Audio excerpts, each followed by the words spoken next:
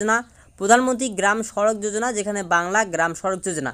তো আপনাদেরকে প্রথমে বলে নিই, এই মুহূর্তে শুভেন্দু অধিকারী জানিয়ে দিয়েছিল গত 22 মে, যেখানে স্পষ্ট বলা হয়েছিল যে কেন্দ্রের যে সমস্ত প্রকল্পগুলির টাকা বাংলায় আসে সেই সমস্ত প্রকল্পগুলির নাম পরিবর্তন করা হয়েছে। যেমনটা হচ্ছে প্রধানমন্ত্রী মৎস্য সম্পদ যোজনা, যেখানে বাংলায় করেছে বাংলা মৎস্য যোজনা। এই নাম পরিবর্তনের ক্ষেত্রে কোনো রকমের আপনি বাংলায় টাকা দেবেন না। তেমনটা আপনারা এখানে দেখতে পাচ্ছেন, স্পষ্ট করে সেটাই বলা হয়েছে যে বাংলা মৎস্য যোজনার এটার নাম পরিবর্তন করা হয়েছে, যেটার নাম ছিল PMMSY, অর্থাৎ প্রধানমন্ত্রী মৎস্য সম্পদ যোজনা। তো এটার ক্ষেত্রে কিন্তু চেঞ্জ করা হয়েছে, তেমনটাই এখানে বলা হচ্ছে the West Bengal government has been using the same template for the central scheme সাসেস। এখানে কিন্তু সেই সম্পর্কে প্রকল্পগুলির নাম উল্লেখ করা হলো, জল জীবন মিশন, জল স্বপ্ন, তারপর হচ্ছে আপনাদের স্বচ্ছ ভারত মিশন অভিযান, যেখানে মিশন নির্মল বাংলা। মোট কথা এই সমস্ত প্রকল্পগুলির নাম পরিবর্তন করা হয়েছে, আপনার টাকা দেবেন না। তো এই মুহূর্তে কেন্দ্রীয় গিরিরাজ সিং কী জানিয়েছে এর প্রতিবাদে, সেটাও কিন্তু এই মুহূর্তে চিঠি সামনে এসেছে। দেখুন, এই মুহূর্তে রেসপেক্টেড শ্রী শুভেন্দু অধিকারী জি নমস্কার, এই মুহূর্তে দেখতে পাচ্ছেন সিগনেচার গিরিরাজ সিং এই মুহূর্তে চিঠি করেছে। কি বলা আছে দেখুন, kindly refer to your video letter, অর্থাৎ যে ভিডিওকে করা হচ্ছে সেই ভিডিওর এখানে নাম্বার দেওয়া রয়েছে।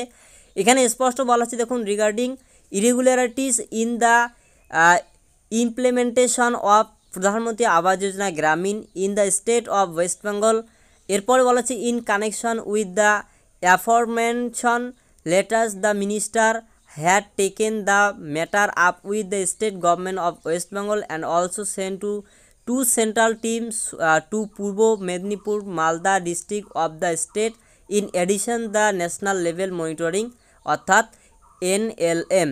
তো এখানে স্পষ্ট বলা হয়েছিল এছাড়াও 10টি ডিস্ট্রিক্টে কিন্তু এই টিম আসছিল, সেই ডিস্ট্রিক্টগুলোর নামও কিন্তু এখানে উল্লেখ করা হচ্ছে, পূর্ব মেদিনীপুর, পশ্চিম মেদিনীপুর, পূর্ব বর্ধমান, মালদা, সাউথ 24 পরগনা, আলিপুর, তারপর নদিয়া, মুর্শিদাবাদ, কালিম্পং অ্যান্ড দার্জিলিং। তো এই সমস্ত জেলাগুলিতে কিন্তু 10টি কিন্তু এই 10টি জায়গায় কিন্তু কেন্দ্রের যে পরিদর্শক টিম সেটা কিন্তু আসছিল। এবারে আসার পর যে সমস্ত জিনিসগুলো খতিয়ে নাতিয়ে দেখছে, এই বিষয়ে কি বলা হচ্ছে আমরা এই বিষয়ে বাংলায় জানবো।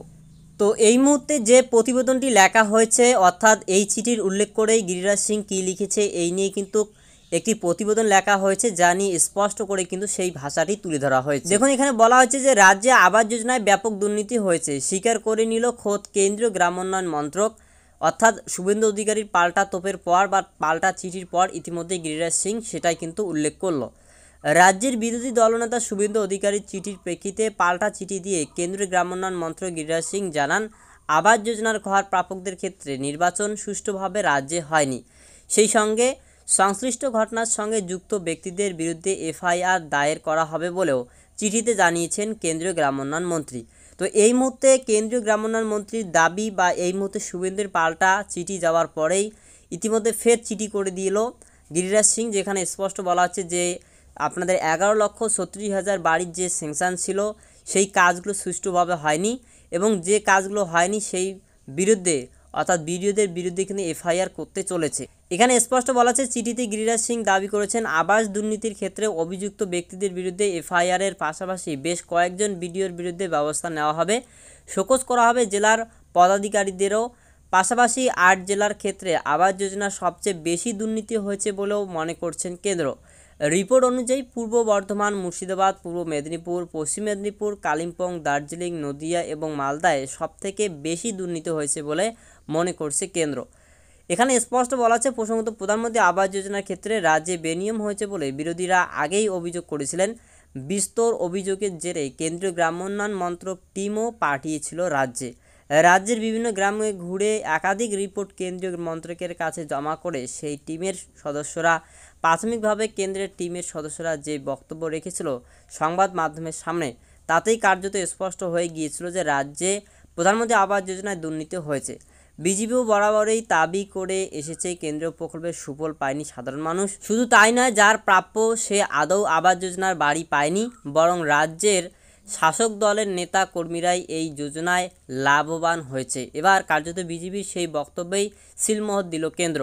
এদিন শুভেন্দু অধিকারী টুইট করে গিরিরাজ সিংয়ের সেই চিঠি দিয়ে লিখেছেন যে আমি যে চিঠি পাঠিয়েছিলাম কেন্দ্রীয় গ্রামোন্নয়ন ও পঞ্চায়েতি রাজমন্ত্রী, তার উত্তরে মন্ত্রী জানিয়েছেন রাজ্যে প্রধানমন্ত্রী গ্রামীণ আবাস যোজনা সম্পূর্ণ ত্রুটিপূর্ণ পদ্ধতিতে হয়েছে, যার জেরে শেষ পর্যন্ত এই প্রকল্পের উদ্দেশ্যেই ক্ষতিগ্রস্ত হয়েছে।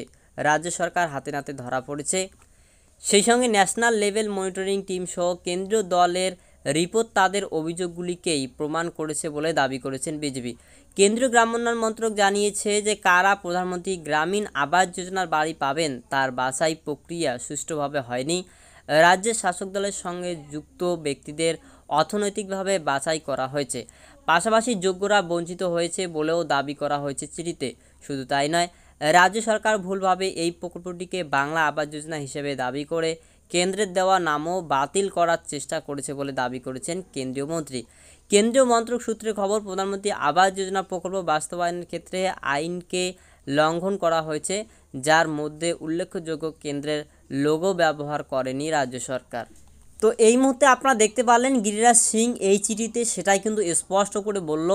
তবে এটা খুবই স্পষ্ট বর্তমানকার আপডেট থেকে, যেহেতু কেন্দ্র সরকার বর্তমানে টাকা দিচ্ছে না এবং কেন্দ্র সরকারের পক্ষ থেকে যেটা দাবি করা হচ্ছে যে 11,36,000 নাম তোলার টার্গেট দিয়েছিল বাংলায়, সেটা সুষ্ঠুভাবে এবং সঠিক উপভোক্তাদের নাম তোলা হয়নি।